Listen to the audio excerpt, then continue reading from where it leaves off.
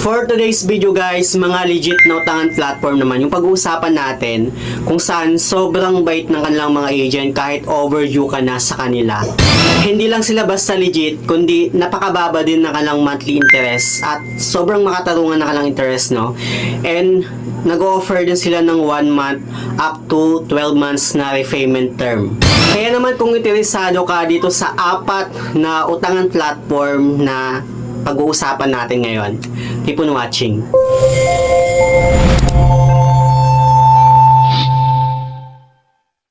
Hello guys, it's Sir Mariano and welcome back to my YouTube channel. At kung hindi ka pa nakapag-subscribe sa aking channel, please subscribe dahil palagi ako nag-share ng mga experience ko at nag-review ng mga OLA or online lending platform kung legit ba o hindi dito sa ating channel.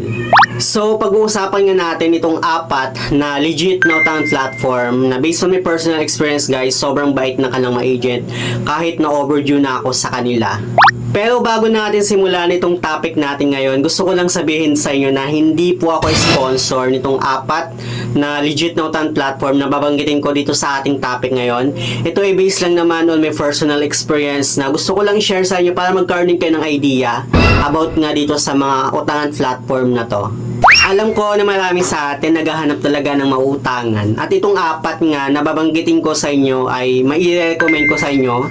So, unahin na natin itong si Tala. And alam nyo ba no, na si Tala ay isa sa mga first na loan application na inutangan ko way back 2023. And nag-start ako from 2,500 na credit limit. Tumaas siya, naging 3,000, and then naging 3,500, naging 4,000. Pero dito, hindi na siya tumaas, nagdiretso ng 4,000 hanggang April, June, August.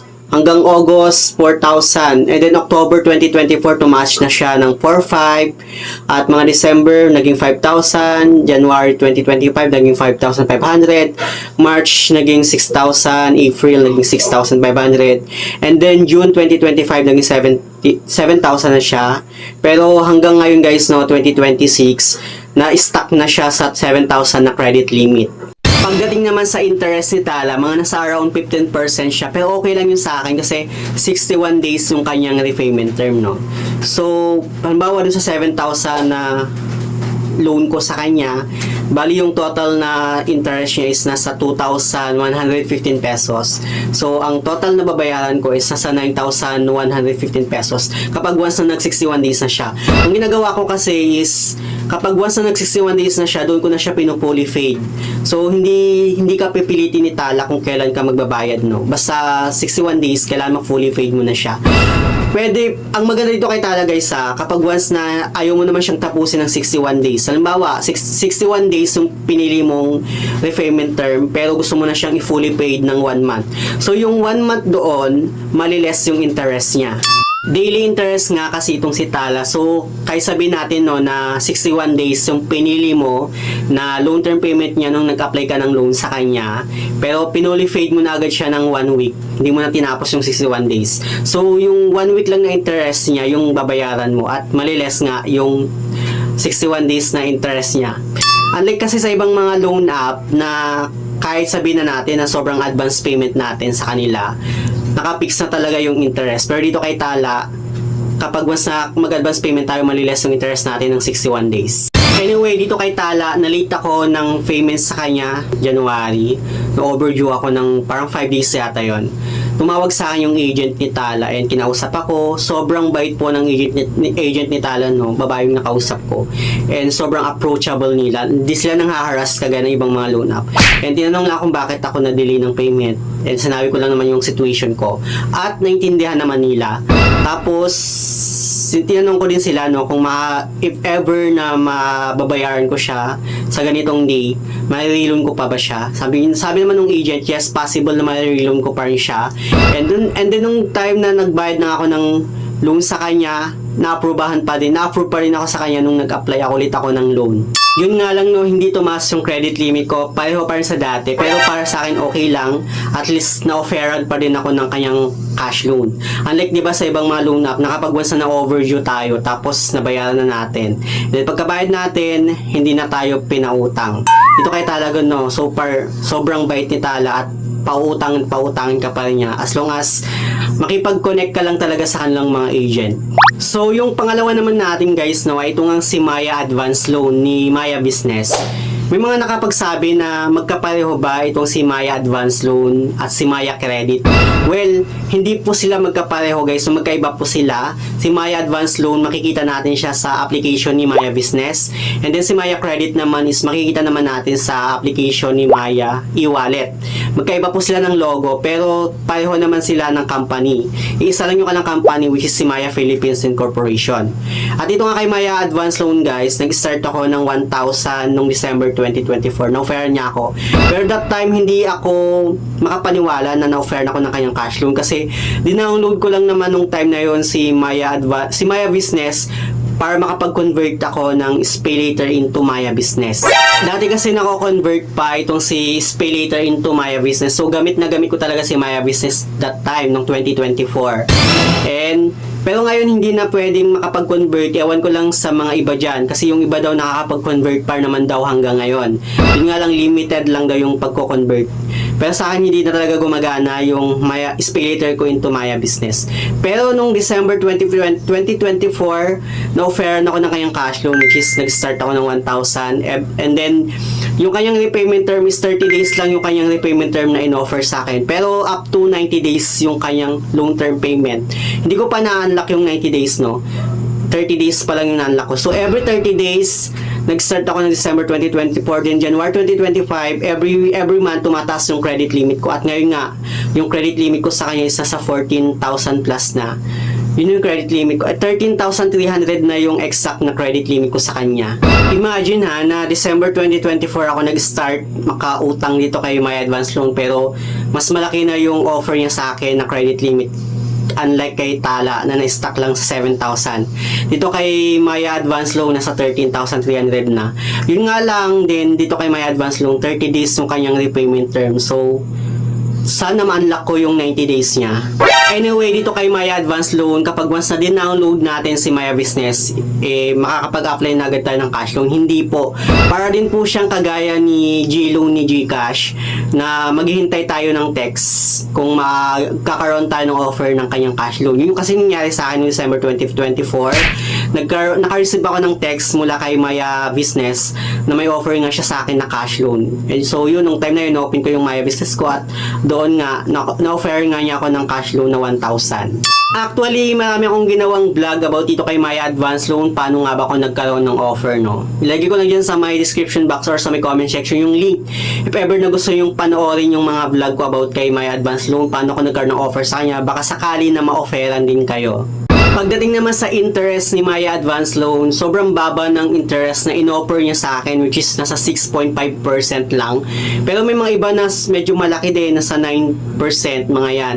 Pero sa akin so far, nasa 6.5% siya. So, okay na okay yun sa akin, no? At dito nga no, na-overdue nga ako sa kanya nung December 2025, na-overdue ako sa kanya. Mga nasa 1 week yata yung overdue ko. Basta meron akong ginawang vlog about dito kay Maya Advance Loan, yung overdue ko sa kanya. Ayun yung kanyang thumbnail, or ilalagay ko lang dyan sa may description box or sa may comment section yung link if ever na gusto nyo panoorin, kung para magkaroon kayo ng idea kung ano ba yung nangyari kapag once na overdue tayo sa kanya. So, dito naman tayo sa pangatlo, which is itong SpayLater ni Shopee. Yes, kasama po si Shopee sa mga topic natin ngayon, no? Kasi dati nga, noong 2024, nako-convert pa nga yung SpayLater into cash ni Shopee. Hindi ako ma-approve sa S-Loan ni Shopee kahit may offer naman siya sa akin. Pero yung SpayLater ko, tumataas yung credit limit ko sa kanya at nasa 21,000 na yung credit limit ko. At every month ko siyang binabayaran. So far okay talaga sa akin itong si Shopee SpayLater kasi nagagamit ko talaga siya, lalo na sa mga groceries ko nung time nga na hindi ako makapag-convert na ng SpayLater into cash. Anyway, may ginawa akong vlog about dito kay Shopee SpayLater kung saan na-overdue ako sa kanya at permanent restricted na yung account ko sa kanya. So, andun lahat ng mga sinabi ko. If ever na gusto nyo panoorin, ilalagay ko lang dyan sa may description box or sa may comment section yung link. Ayan yung kanyang thumbnail, guys. Bagong upload lang din naman yun siya, so pwede nyo siyang, madali nyo lang siyang mahanap dyan sa mga video ko. Yes, sobrang bait po ng agent ni Shopee. Sinasagot ko talaga yung mga call nila. And then, may nakausap nga ako na babae at tinatanong lang din naman kung bakit ako na-delay ng payment, kung kailan ako makapag-settle ng payment, at kinausap ko naman sila, sinagot ko din naman sila. So, sobrang talagang approachable din ng mga agent ni Shopee. Hindi po sila nangaharas katulad ng ibang mga agent. Kasi may mga nakapagsabi no, na nangaharas daw itong agent ni Shopee through text. Pero para sa akin no, sobrang bait po ng mga agent ni Shopee. So, dito na tayo sa pinaka-last, which is isa siya sa mga favorite ko talaga sa lahat. At alam kong baka alam nyo na no, which is ito ngang si Bilis. Guys, alam nyo ba na nag-start ako ng 2,500 na credit limit kay Bilis, pero ngayon nasa 43,000 plus na yung credit limit ko sa kanya at nagamit ko yung lahat no. At meron akong ginawang vlog about dito kay Bilis kung paano ko napataas yung credit limit ko sa kanya. Ayan yung kayong thumbnail. Shinare ko dyan yung mga idea ko or mga tips para baka sakali na kapag once na ginawa nyo, baka tumaas din yung credit limit nyo sa kanya. Yes guys, no, naka-multiple loan ako dito kay Bilis, and isa yun siguro sa mga possible reason kung bakit tumataas yung credit limit ko sa kanya. And pagdating naman sa kanyang monthly interest, sobrang baba lang talaga, which is nasa 3.9% lang yung kanyang monthly interest. Akala ko dati, up to 50,000 lang yung max credit limit na pwede nating ma-unlock kay Bilis. Pero based doon sa group ni Bilis, which is kasali ako doon, nakikita ko doon sa mga posts ng mga borrower ni Bilis, which na-unlock daw nila yung 60,000. May mga naka-unlock ng 60,000, 64,000, 65, mga yan. So it means, hindi lang pala 50,000 yung max credit limit na pwede nating ma-unlock kay Bilis, kundi more than pa doon. Isa sa mga nagustuhan ko dito kay Bilis is yung kanyang promise to pay kapag once na ma-overdue tayo or ma-delay tayo ng payment sa kanya. And sobrang helpful sa akin ng promise to pay no, kasi kapag kahit ma-delay ako ng 1 week, na-waive yung penalty ko basta magpa-promise to pay ako kay Bilis.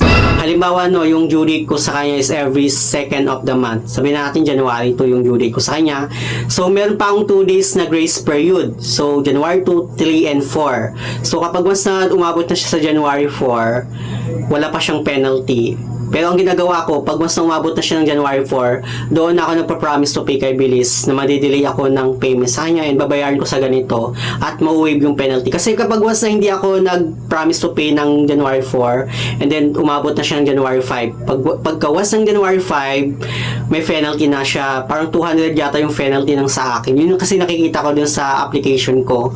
Pero pwede ko siyang ma-waive kapag once nga nag-promise to pay ako kay Bilis. Well, hindi ko pa nakakausap yung mga agent ni Bilis kahit sa tawag, kundi yung bot niya lang yung nakakausap ko. So, through chat. Kasi dati, email ako nag-email ako. At sa email ako nagpa-promise to pay. Pero ngayon, pwede na palang chat. Pwede ka palang mag-chat sa kanila na magpa-promise to pay ka at para ma-waive yung penalty mo. So, yun yung nagustuhan ko dito kay Bilis kasi sobrang bait nitong loan app na to. Hindi lang siya basta loan app, no? Kundi isa rin siyang buy now, pay later. Talagang sobrang aalagaan ko siya kasi ang daming beses ko talagang na-delay ng payment at buti na lang talaga at meron siyang promise to pay na wala sa ibang mga loan app. Kasi dito kay Bilis, kapag basta promise to pay ka, grabe, ma-waive talaga yung penalty mo kahit ma-overdue ka ng 1 week sa kanya. So, sa mga merong Bilis account dyan at may mga utang dito kay Bilis, paki-comment down below dyan sa may comment section kung ano yung experience nyo sa loan app na to, no? Basta para sa akin, isa si Bilis sa mga favorite ko na loan app. Yun lang naman gusto kong i-share about dito sa apat na legit na utangan platform na hindi lang basta legit kundi sobrang bait din nila kahit overdue ka sa kanila. Anyway, yun lang naman. Sana meron kayong natutunan dito sa ating panibagong topic ngayon. Sa mga hindi pa pala nakapag-subscribe sa aking YouTube channel, please don't forget to like, share, and subscribe. Click the notification bell para lagi kang updated sa aking mga susunod na video. Thank you guys, thank you for watching, and see you on my next video. Bye!